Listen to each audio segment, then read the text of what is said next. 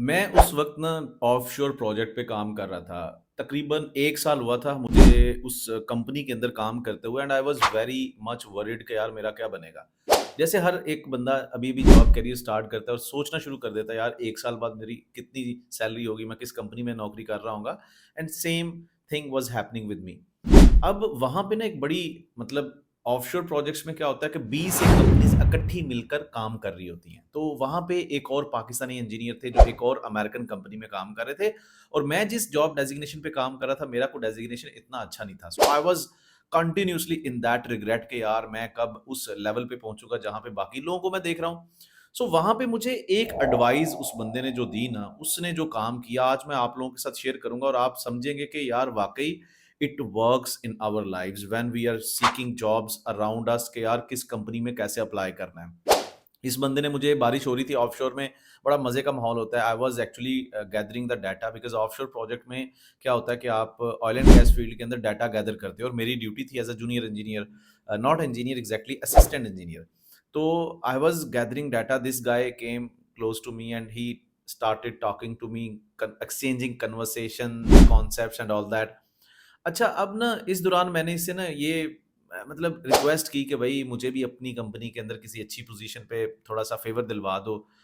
लेकिन वो एक आपने कहावत सुनी होगी कि मछली पकड़ कर किसी को देना और मछली पकड़ने का तरीका बता देना, दोनों में ज़मीन-आसमान का फ़र्क है। अब मछली पकड़ के देना ना, वो बंदा वो खा लेगा और उसके बाद वो फिर माँगना शुरू कर देगा और मछली पकड़ने का तरीका बता देना, that is a big thing.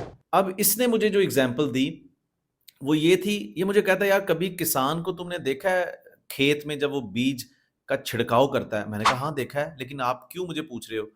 कहता है यार आपने इस चीज़ पे कभी गौर किया है कि वो जो बीज का छिड़काव करता है खेत में, उसमें जो बीज हैं वो सारे के सारे पौधे नहीं बनते। मैंने कहा हाँ ये भी है। कहता वही बीज पौधा बनेगा जिसको प्रॉपर पानी मिलेगा, लाइट मिलेगी सूरज की और हवा मिलेगी। मैंने कहा बिल्कुल सही कहा।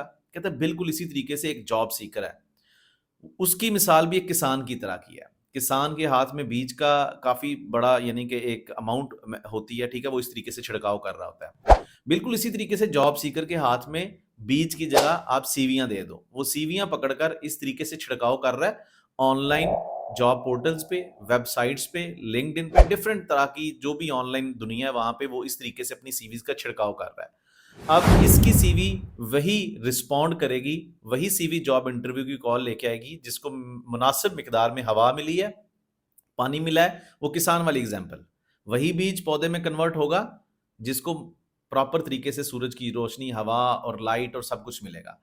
मैंने यार कहा यार ये तो बड़ी ज़बरदस्त एग्जांपल है। कहता है हमारी सीवी के अंदर सबसे बड़ा मसला पता क्या होता है? ना तो हमारा एम क्लैरिफ़ाई होता है, ना हमें ये लिखा होता है कि हम किस चीज़ तक कोई काम कर सकते हैं, हमारी एलिजिबिलिटी क्या है, हमारी कैपेसिटी क्या है, हम क्या करना चाहते हैं और ना ही रेलेवेंसी होती है। रेलेवेंसी मतलब ये होती है कि अब गंदम के मौसम में चावल तो काश्त नहीं कर सकते, ऐसे ही है ना? हम क्या कर रहे होते हैं, हम एक कंपनी के अंदर उस तरह का काम ही नहीं होता, हमने उस तरह की सीवी बना के रखी नहीं होती और हम अप्लाई कर रहे हैं और वो सीवी डायरेक्टली कहाँ पे जाती है? डस्टबिन में या कंप्यूटर के अंदर भी डस्टबिन होती है, ठीक है?